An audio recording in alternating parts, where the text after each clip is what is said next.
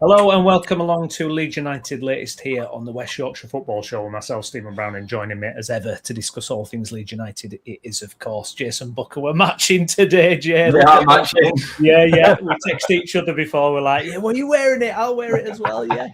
If you're watching along live, please do get your comments in. Smash a like on the video. Get subscribed to the channel. If you're watching us again later, please also do the same. Well, we're forgetting about all that World Cup nonsense, Jay. Forget it. It's over, done with, put it in the bin. It's back to the domestic campaign. We're only about a month away till the first game, and we've got some really exciting news coming out from Leeds United. We're hoping we get an announcement today officially that Leeds United have signed Tarik Muharemovic from Sassuolo for £34 million. Can you believe it? Incredible. And Jay, this one really caught me by surprise a little bit because obviously he was linked. I think it was maybe the last Friday or so that name was kind of popped about, and you're looking at the price, you're thinking, well, I was sort of thinking, I don't think we're going to spend that on a defender, are we? And then over the weekend, Fabrizio lined it up and he's flying in. I think he flew in yesterday. Medical's happening, all the PR media stuff will be happening. From what I've been reading, Jay, I've not seen him play really. But from what I've been reading about and what people have said, I'm very excited about this one. I feel like it's almost like Pascal who. This guy feels like he could, potentially be absolutely incredible. 23 years of age, played at the World Cup. He was involved in that controversial Balogun moment and everything. Yeah. And a phenomenal prospect. And it feels like we're entering the big boy league, doesn't it, with the signings with this one, Jay? What was your reaction when it kind of came through that this was the guy we were going to get? Yeah, the figure instantly kind of stood off the page, didn't it? We haven't really spent that amount of money properly in a long time. The Jorginho Rutter signing was desperate and was different to this. This feels educated, it feels logical.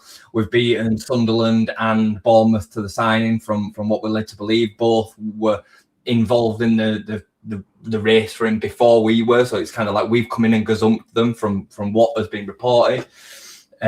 I've seen a lot of people likening him to Huijsen, who was at Bournemouth and then signed for Real Madrid.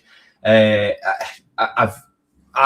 can't confess to know loads about him before hearing about the rumour, but since seeing the link, I've gone and watched every bit of available footage that I can possibly find on him. He seems extremely assured in his defending. He's quick over the ground. He has got long limbs. He's massive, so he's capable of getting back and making them recovery challenges should he needs to. He's left-footed, so he replaces Pascal perfectly. His passing range, while the stats don't bear it out, and I've always been I always have pushed back on this stats thing with Pascal. His passing range is way better. You can see the quality. You can see the quality of the flight of the ball. One of the stats, I was talking about this yesterday, and one of the stats that really stood out for me was he's attempted less passes, hit less passes in terms of conversion than Pascal, but his expected assists is higher than Pascal. Even though all them stats are lower, that tells me that his accuracy into the areas of the pitch that actually matter is higher.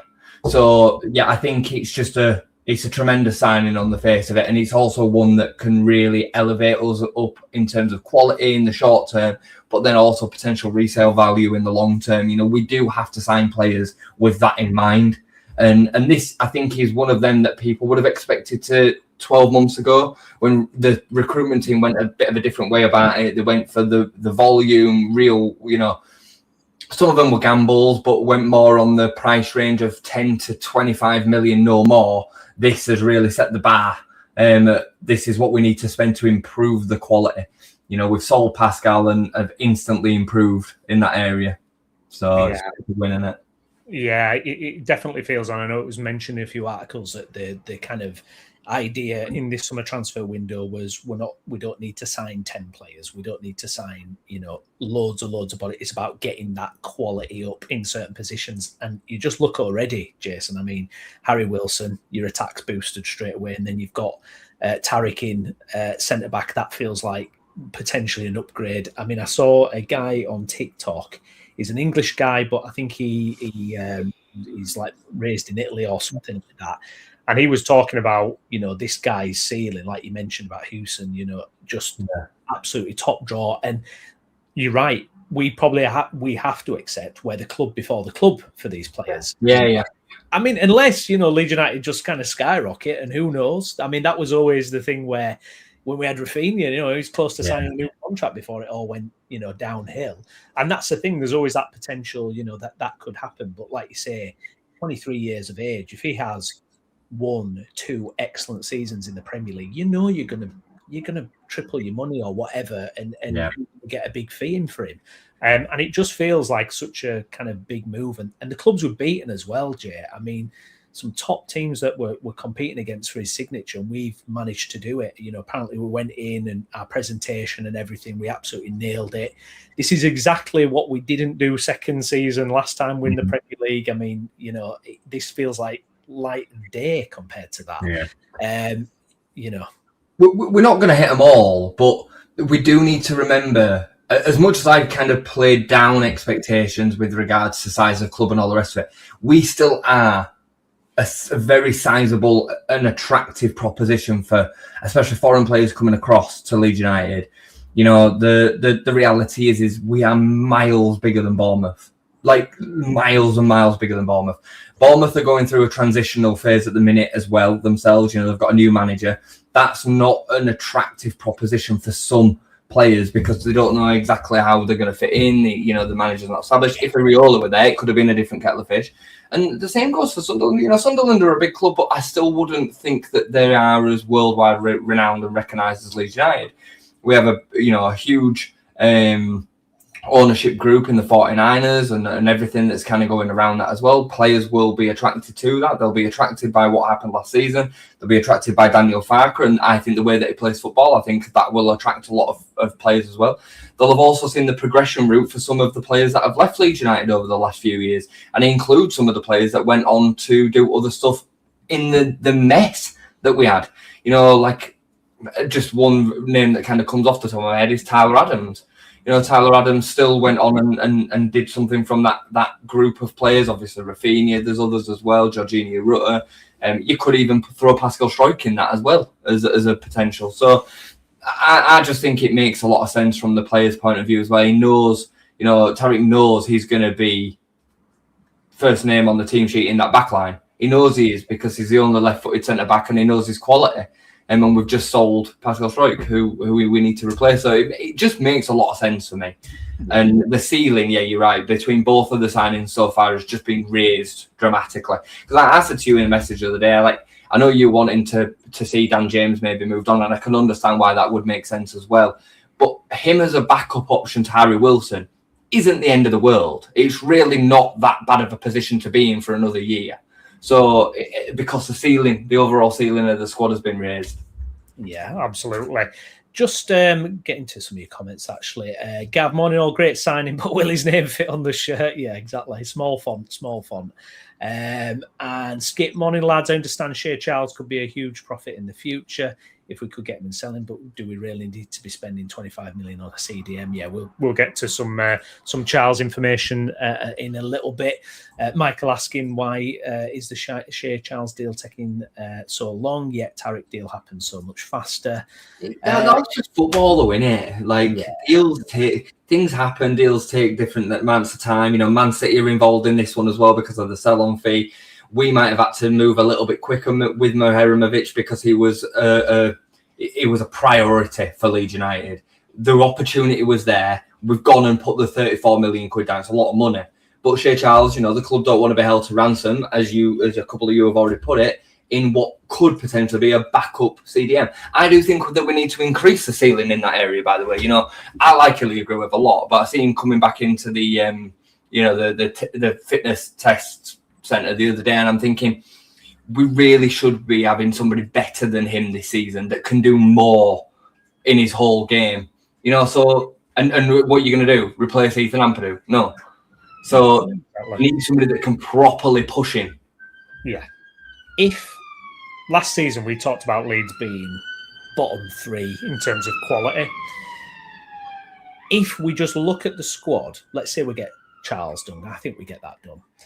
If you've got Harry Wilson, Charles, and Tarik, if you add those three in, where, just looking at that without anything else, obviously we need a goalkeeper as well, but where does that, in your head, with a month before the season starting, where do you pitch that Leeds United side in terms of that league table? Where would you kind of pin the quality of that squad, bearing in mind, obviously, the three teams coming up? Do you think, are we creeping up a couple of positions, do you think? I would say with a season of established Premier League football behind them, you know, the players have shown their qualities. I think the confidences will be higher.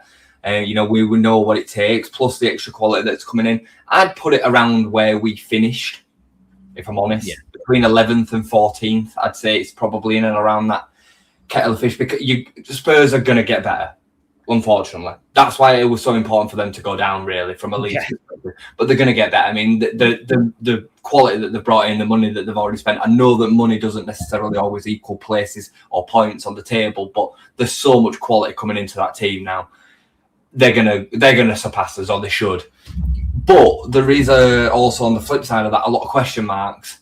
I think there'll be question marks thrown at Palace this season. New manager, what's going to happen there? Players unsettled. Is Shmela Sarr going to stay? You know, it was so key for them last season. Adam Wharton, Fulham, I think I'll be in and around that conversation, just above the bottom three. I think the bottom three are going to be the bottom three this season. I just think the gap's going to be too big for them three. You then add in Brentford. I think Brentford, even though under Andrews they did well last season, I still kind of expect the wheels to fall off at some point. And their recruitments, I'd be a little bit concerned if I were a Brentford fan. The two signings so far, Jadon Anthony and Callum Wilson, that'd worry me a little bit. But we've seen what they're capable of. It's a funny one there. So I think we'll end up probably petering out in and around where we were, because some will move up and some will move down, and we'll probably find ourselves in that bracket. But that could change. You know, if we sign another number 9 that can elevate us and really challenge Calvert-Lewin, we sign a left winger to challenge Noah Okafor, and we sign a goalkeeper alongside them three that you've already mentioned. I think we're three real top 25 to 35 million pound signings, if that's the market that we're now shopping in, away from being between 8th and 12th. That's the next move, isn't it? Yeah, God, yeah, that'd be amazing. Just want to comment on this one as well, Michael. Having not seen Muharemovic play, is he really an upgrade on Pascal? As 34 million for a club like Leeds is a hell of an amount of money to outlay for someone who is still relatively unknown. Now, it makes me laugh, the Pascal thing, because there was a comment on a previous video, fair play to whoever left it. He said, me and Jay will be dancing in the streets because Pascal had gone, because we've hated on Pascal for years. It's like, it's not hated on, but I just think the perception that Pascal's got with something, I don't understand it. I mean, I saw one content creator saying Pascal were better than Rodon and Biol last year. Pascal didn't make mistakes. Biol and Rodon made more mistakes than Pascal. I'm going, what? I'm just like, I'm what? Yeah. I think this is phenomenal. I think I'm absolutely fine with it. I thought Pascal had some outstanding qualities. I get that. But I absolutely think it was the halo effect as well. I think because of the look of him and the charisma of it, I think it blinds people into thinking he was better than he actually was. And I'm absolutely fine with him leaving. And I think this guy is going to, hopefully, judging from what people are saying, and Jay's watched a bit of him, it'll be a massive upgrade. He's so true. I mean, I think Pascal had a great season last season. It was his best season in a league shirt by a country mile. But for me, that doesn't make all of his deficiencies disappear, and it doesn't make all of the history of what I've seen with him disappear either. You know, I think there's a few things with him. I think because he came through at Leeds and he was, even though he wasn't an academy graduate, he was still kind of seen as a bit of a Leeds product. I think he's a Bielsa babe. I think that makes a bit of an impact. He was very heavily pushed by the marketing of the club. You know, the club kind of pushed that ethos of who he was, vice captain, the sexy pirate. But in terms of all of his actual qualities on the pitch, his lack of concentration caught him out constantly. His lack of pace caught him out constantly. You know, last season he was really poor in front of goal. Previously he'd been good in front of goal, but he didn't score any goals last season. I've done a lot of looking this season in terms of comparisons with Muharemovic. His interceptions were way lower. His blocks were way lower. Like his overall game had some deficiencies. I've banged on about his passing accuracy and his passing range forever. He plays so many sideward passes and little passes into the midfield, which bulk his stats up. Yeah. When you start looking to medium to long distance, so you're talking over the halfway line or into the opposition box, think about how many go out for a throw-in or how many go out for a goal kick, or they do get seen by the receiver, but they make the receiver stretch. And, Calvert-Lewin's in a bit of a battle then rather than it being to him in a position in which he wants. Not this in a Struijk bashing. It's just to say that the picture that we sometimes gloss of him it just isn't the reality. And he could be seriously improved on. For me, it elevates the whole squad if you improve it. I thought Jacobi was our best centre-back last season. Overall, he had a patchy start. In a back four, he looked suspect, but I think that had more to do with the fact that he'd just been infiltrated into the team.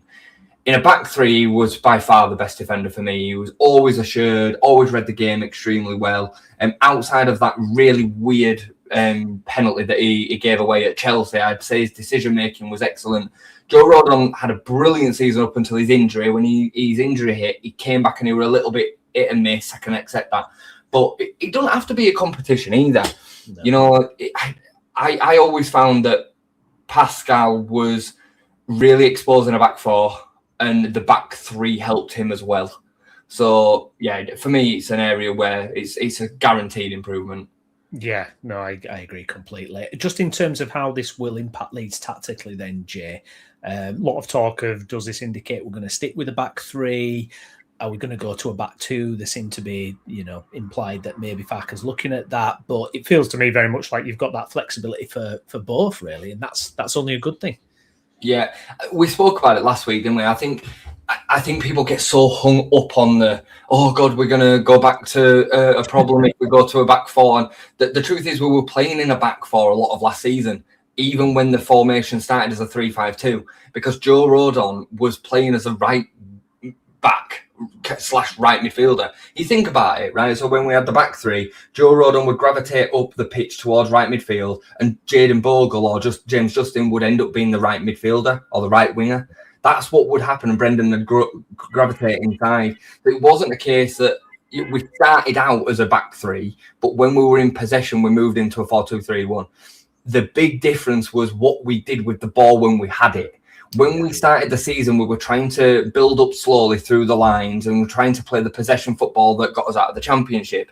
But in the Premier League, the press, the lack of our quality, especially the lack of the quality in the 10, meant that we couldn't build up like that.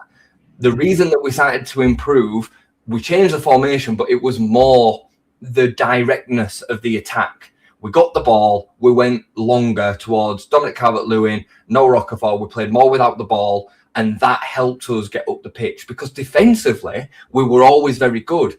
The problem was that we were losing the ball inside our own half and then defending from there. Now, or towards the second half, from January onwards, we lost the ball in their half, which allowed us to then set up a defensive structure behind that. So whether it's a 4, whether it's a 3, as long as we're playing a tactic, a style that suits the players that we've got. And Daniel Farke deserves all the credit for that, because he didn't choose to die on his hill. He changed it, and it worked. Yeah, 100%. Guys, if you watch along, please do smash a like on the video. Thank you so much. Let's get to some of your comments, and really good comments coming in. Thank you for those. Effortless. Thank you, mate. Only Leeds are really in for Charles. Southampton wanting 30 million. Crazy money. Put the brakes on and stay at 23. Don't need another DM when we are a more progressive player. Nanu is 20 million. Interesting with Southampton, because it's funny.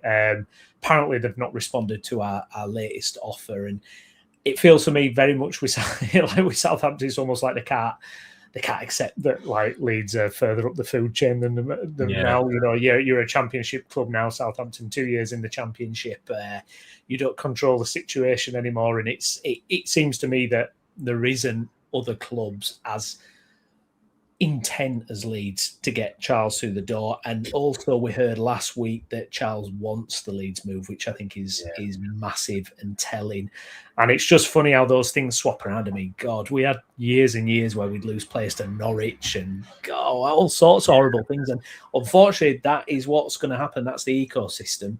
But it's nice to be on the side where we're the ones doing the poaching. That's the difference between Premier League and Championship, innit? And it can swing it. And you're right, 2 seasons out, and you're in a whole host of trouble. I think you've got to be careful. Like, they clearly have identified Shea Charles as being a perfect profile and age to make sense for the recruitment strategy. That it just makes sense to the club, and I would much prefer us to go out and get our actual target.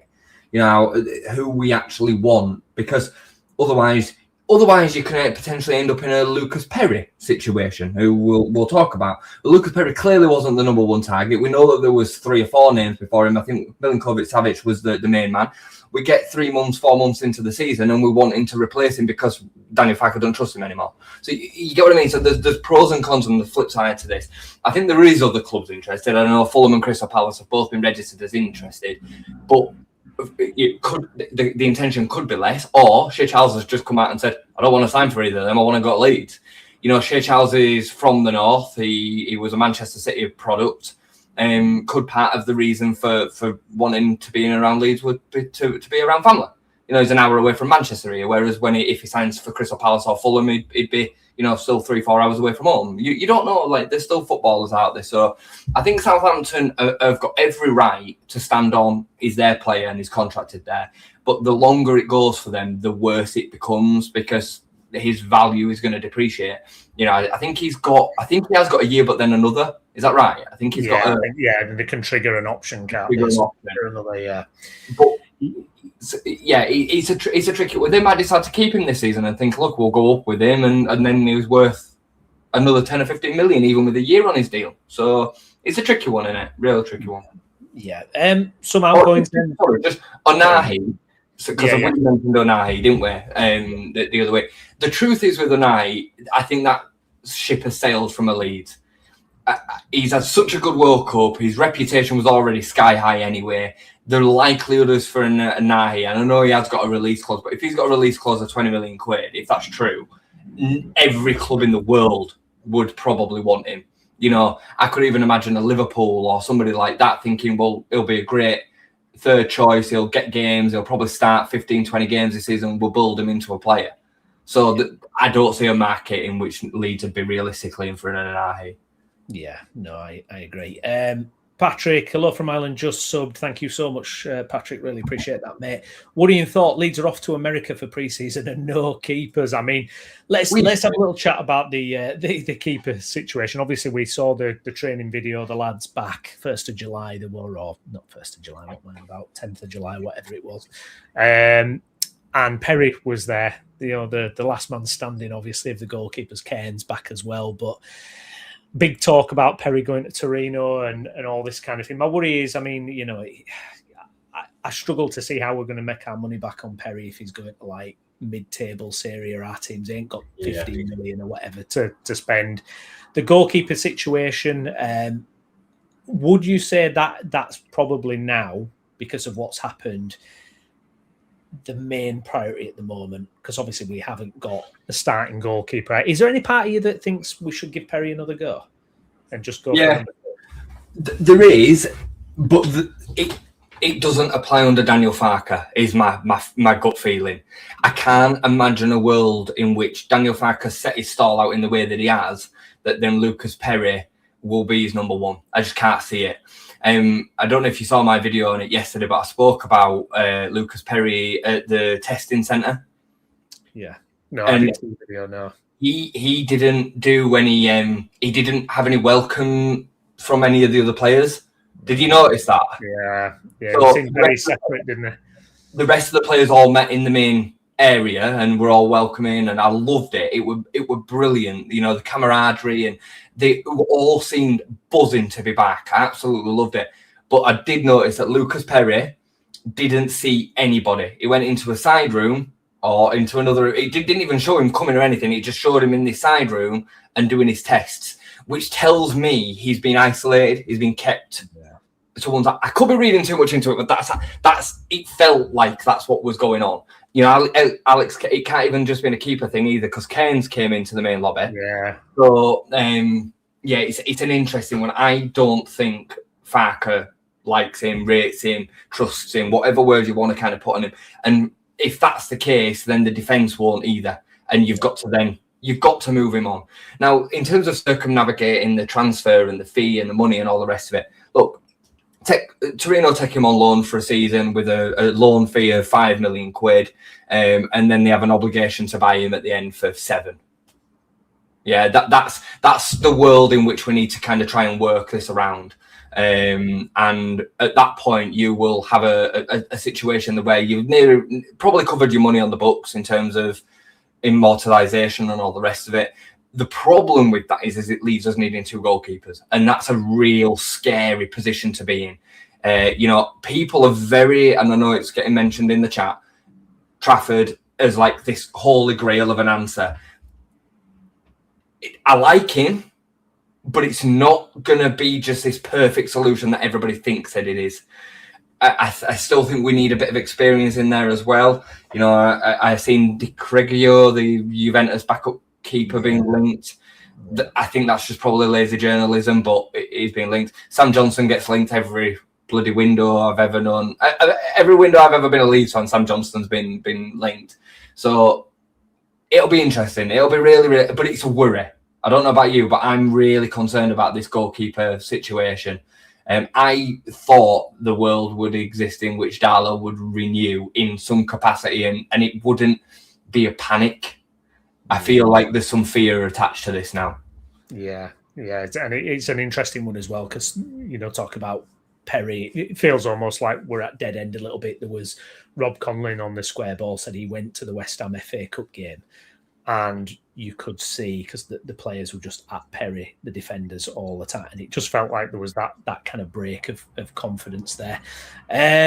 Just want to mention this CB, Jay posted a link to that video. So Straight Talking Leeds fan, Jay's got his own Leeds YouTube channel as well. So please do get subscribed to that as well. There is some other outgoings to talk about as well. Schmidt has left, gone back to Switzerland. Apparently, it's break even on the books, though. We've got book value. Bye-bye, Schmidt. I mean, probably one of the signings you would argue didn't work out under the 49ers, but it was low risk. And, yeah, we didn't get much reward, but Salavi. Mate, it were a backup fullback. And he did his job as a backup fullback. You know, we had 2 of the best fullbacks in the league. Well, we had the 2 best fullbacks in the league in Junior Firpo and Jayden Bogle. I mean, there were genuine times where people were calling for Isaac Schmidt to be starting games over Jayden Bogle. I mean, people are mental. I'll never forget that pre-season friendly when he played against, I think it was AC Milan. Yeah. I wanted to say Valencia to start with, but I think it was when Noah Okafor started, and it were in between the pre. He was so bad, and you know, he made most of his appearances out wide, didn't he? On the wing. If you remember, when Farke used to bring him on, he'd play on the wing. I mean, he was never good enough. But he served his role, mate, and we lost no money on him. So I don't even see that as a bad signing. It's just some signings don't prosper as much as others. That's it. But yeah, he's gone to young boys in Switzerland. Good luck to him. Hopefully he can get himself back in Switzerland's side, because he has represented Switzerland. I don't think he's a bad player. I just don't think he's a fullback of a standard of which he really in the top 2 divisions of England. He'll probably see out his career in Switzerland, I would imagine. Yeah, just back to the keeper situation as well. Michael, Leeds have also been linked to Jason Steele of Brighton as a backup keeper for $2 million. Patrick Zetterstrom is an option. Yeah, we've talked about him as well. Skip, Trafford and Sam Johnson as 1 and 2 would be great. Yeah. So it's a few options. It'd be fascinating to see. I mean, you want to get a keeper in there, I guess, as soon as possible for pre-season. Get them linked with the club as early as you can. Some other news as well. Obviously, it turned out yesterday Leeds have opened legal proceedings against Leicester City. Not too much to say on it. Obviously, just the fact that we're trying to hopefully give us some extra pennies. Leicester paying the price for the decisions they made. And to be honest, if it gives us some more money in the bank, why not? Yeah, I did have a wry smile about it yesterday, because I mean, it's one thing Everton paying Burnley 35 million when Everton are still getting the proceeds of the Premier League money and all the rest of it. Leicester getting sued by Premier League Leeds in League One. I can't lie, it's a bit sweet. I know it's a bit petty and a bit, but they were so toxic. You know, the whole I predict a riot at Ellen Road, and they thought that was just for them, and then they got promoted by cheating, by spending all that money that they shouldn't have done, and they were trying to circumnavigate rules. You know, they weren't in the Premier League when they did this, and they weren't in the Championship when they did that, and no, you cheated. You cheated in both levels, really, and you got what you deserved. You got relegated from the Championship. You know, they must have been bricking it when they got back to the Championship, and they weren't even hit by that much of a points deduction, really. They'd have still gone down anyway. I mean, I'd say that was the best League One team the best Championship team ever to go down. I mean, how they ended up getting relegated to that side is hilarious. Crazy. And they've got what they deserved. They got what they deserved, you know. And for Leeds, how much has it cost them? It's cost them, even if you're talking average, I would say I'm probably doing this on the downside of it. 20 million for Archie Gray, 20 million for Jorginho Rutter. Well, you're probably saying 20 million for Negri. So call it 60 million minimum. I'd say it's probably going to be more than that, because especially for Archie went for 40 million. You could have been talking 80 million in another 2 years for Archie Gray if we'd have kept him and developed him. So you're talking minimum 60 million quid that Leicester cost us by cheating. Yeah. Well, it was hugely impactful having to spend another year in the Championship, because we know what happened with the parachute payments, the lot it made last year a lot harder coming up and then trying to compete and everything like that. So let's have a look, Michael. Leicester, City and Ipswich both mocked Leeds when they got automatic at Leeds' expense, with chance of Leeds falling apart. Deja vu. Interested to see how Ipswich get on, won't it? Well, Jay, we had the back to pre-season video. The lads were in there for training. There's a 16-minute video on YouTube from the official account, and I just sat there watching it with a big smile on my face. All the lads are back. Do you know what I liked as well? DCL, man. DCL, when he rocks up, he's just cool and calm, and he's just giving the fist bumps. He just looks like the man, doesn't he? He just looks to me like he knows what he's doing. He's no messing about, gets on with everyone. But just the whole video, there's a great camaraderie. They all look like they get on. It was interesting to see players coming back. And I mean, Nonto's like an excitable kid, isn't he? He's jumping on people, and, you know, his fun factor with him. And, you know, it's going to be fascinating to see what happens with Nonto. I did think after the Instagram post and everything at the end of last season, I did wonder if that was it. But he's clearly integrated. There's been no rumours at all about Nonto leaving. Dan James, who you said I wouldn't be against seeing him go, but you know, when you see all the lads together, you do go, it is a great bunch of lads, and you know, they've clearly got that team spirit going. Ampadu there, I mean, you know, he's got his new contract, he's captain, you know, he'll be walking in like he owns the place, you know, and why not? And yeah, it's just great to see them all back and raring to go. Talent's one thing in it, and talent is obviously massively important at the top level, but that camaraderie and the togetherness is absolutely essential to be a successful team. You need to have all that, and they have it in spades. You know, the way that Harry Wilson just kind of seamlessly walked into the room with Joe Rodon like he'd just come on his first school trip. It was well cute. I loved it.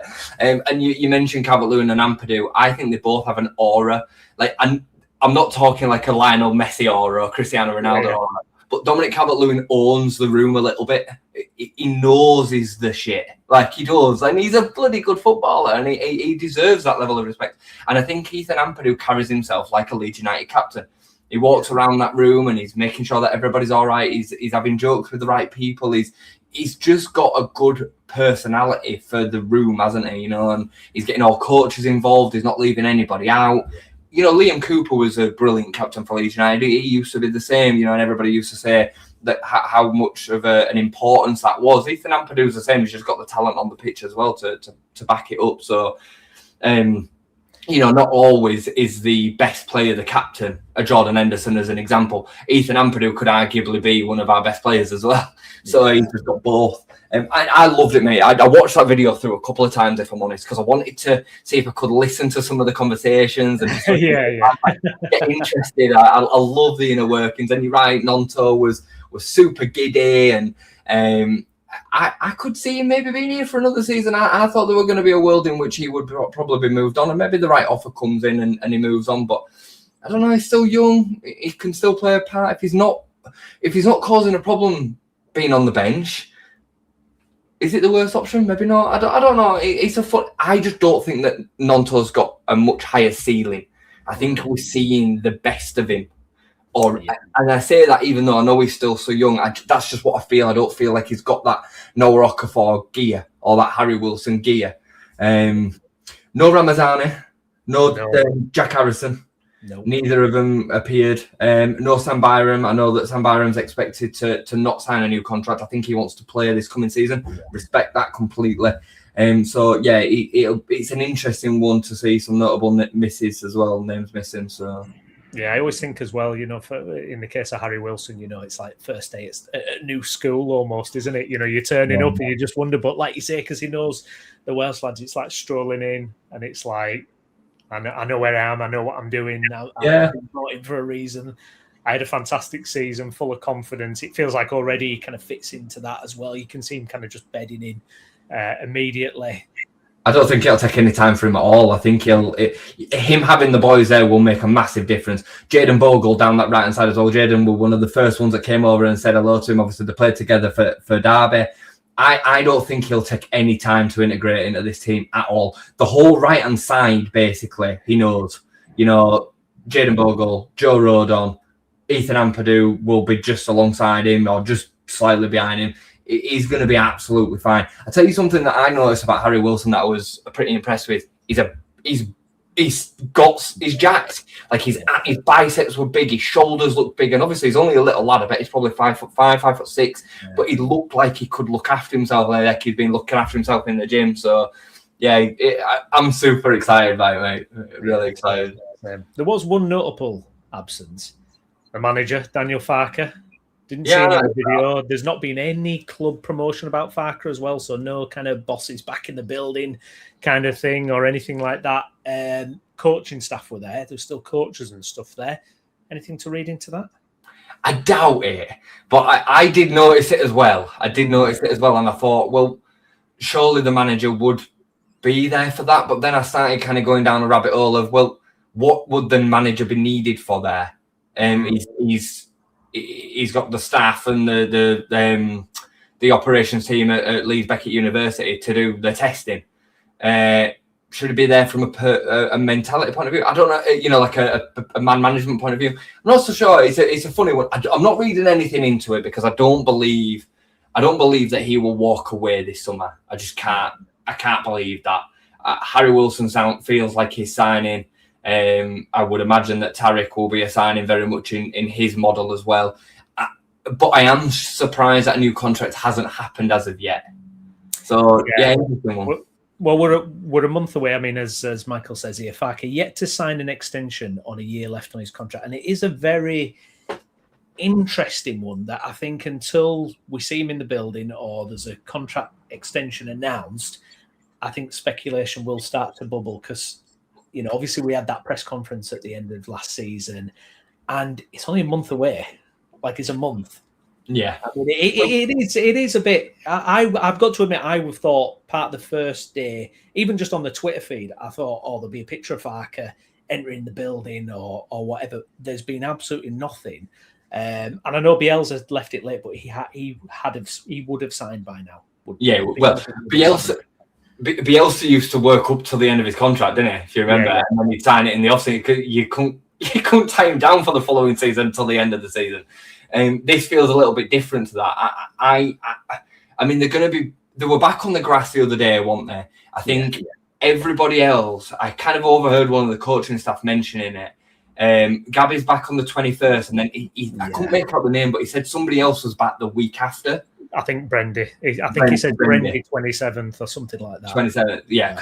Obviously, been a little bit longer. Noah Okafor to come back, and obviously Altanaka to come back as well. Maybe once we start seeing everybody on the grass, we'll start seeing Daniel Farke being back as well. The other thing that you have to remember as well, the coaching staff are all Daniel Farke's. Yeah. They're not going to be there if a new manager was coming in. So I think it'll be fine. I do think it'll be fine. But it is something that needs to be kind of wrapped up. Yeah, And put a ball on. I would have thought it would have kind of been sorted out by now a little bit. Top banana, Farke will be busy getting the transfers done, hopefully. Well, this is the thing. I mean, if he could be flying X, Y, and Z to actually meet players and all that kind of stuff, couldn't he? So it's morning or Leeds away. Yes, welcome along, Top Banana. Thanks for having us. Gav thinks Farke will be the last announcement, in my opinion. Well, I mean, Jay, we're heading towards now. The World Cup's kind of parked. Squad's being built up. We're going into that pre-season games very shortly. Still a few situations to sort out, but it's going to come thick and fast now, isn't it, with those pre-season games? Yeah, it'll be here before we know it. I can't wait, to be honest. Yeah. I'm so done with the World Cup now. I've loved it. I've enjoyed it. But I've been desperate for Leeds news, and this summer I've got to say I've always been mad about international tournaments, but I have never felt as more club over country than I have this summer.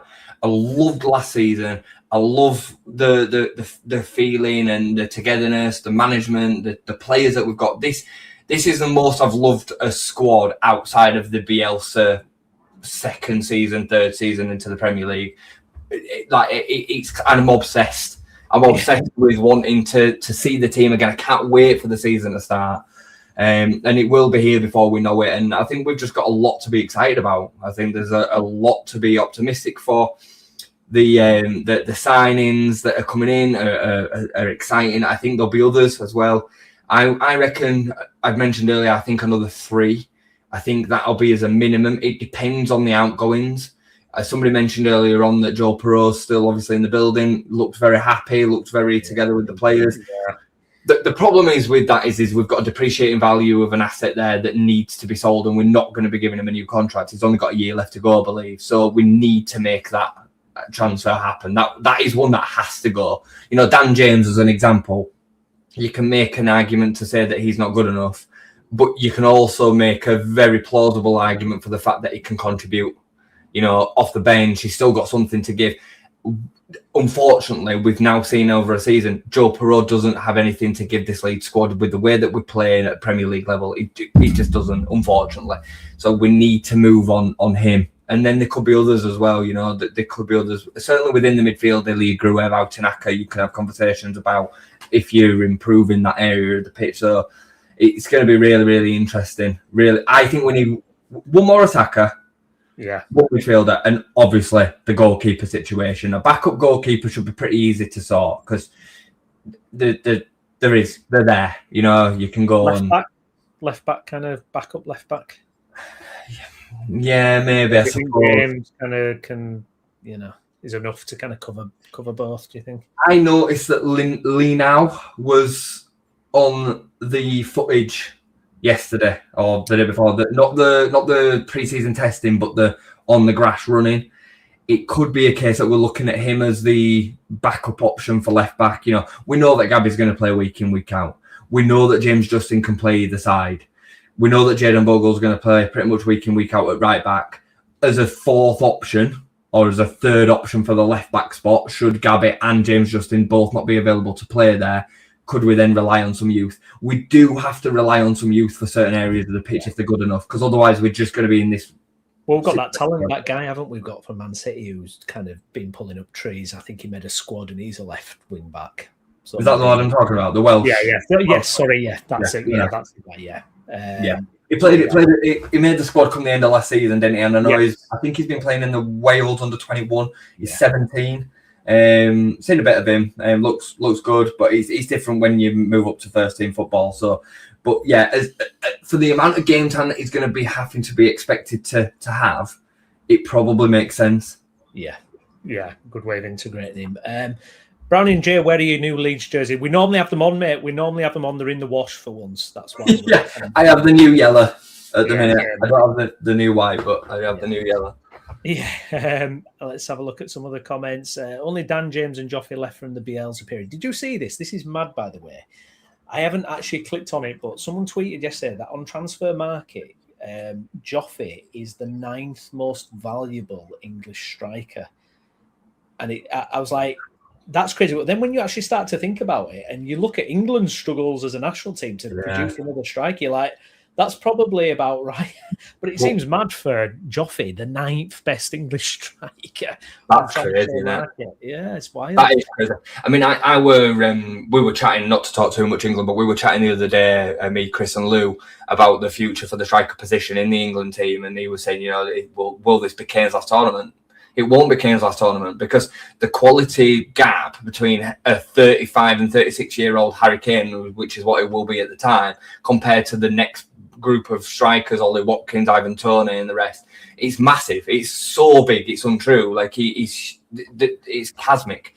And we haven't got any young strikers really coming through. We've got Harry Gray at Leeds as an example, but if you have a look at around the rest of the division, the youngsters that are coming through, they're certainly not strikers, and a lot of them are not English. So we have got a bit of a problem in this country. So that, on the face of it, when you say it like that, is crazy. But actually, when you probably deep it, it makes some sense. Joffrey had a pretty good season last season. He's obviously English. There isn't that much young English talent coming through. So, yeah, I guess it makes sense. Yeah, exactly.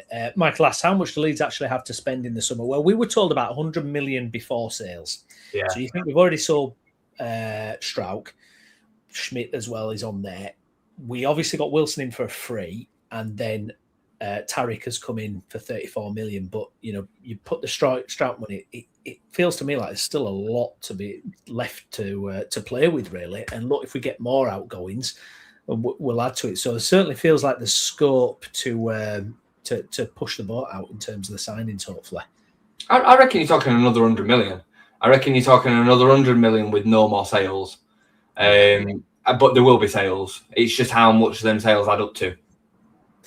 Big expectations here from Easy. Leeds are a top 6 club when run correctly, so top 6 is what I expect no matter what. I mean, we have the potential to be a top 6 club, but we are not a top 6 club. No. We can't say that because we're not anymore. We were once upon a time before the mess, but we're not when you look at the establishment and the work that some of them teams have done to establish themselves inside that top 8, top 10. We're away from that for the time being. But if we carry on progressing in the way that we are, we can put ourselves back there again. I mean, Newcastle have qualified for the Champions League for 2 of the last 3 seasons and ended up finishing 13th or whatever it was last season. This is what you're dealing with. They're signing unbelievable talent and spending 60-70 million pound on players and still only finished 13th.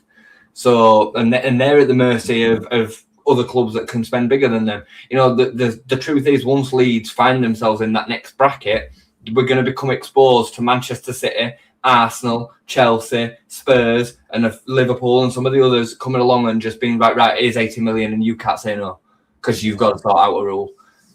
So yeah. It is bonkers, isn't it? I've just seen, by the way, I think someone mentioned it earlier, that Jared Bowen has signed a revised contract for West Ham, which obviously must be a wage drop or whatnot. Phenomenal if it's true. I mean, fair play to him.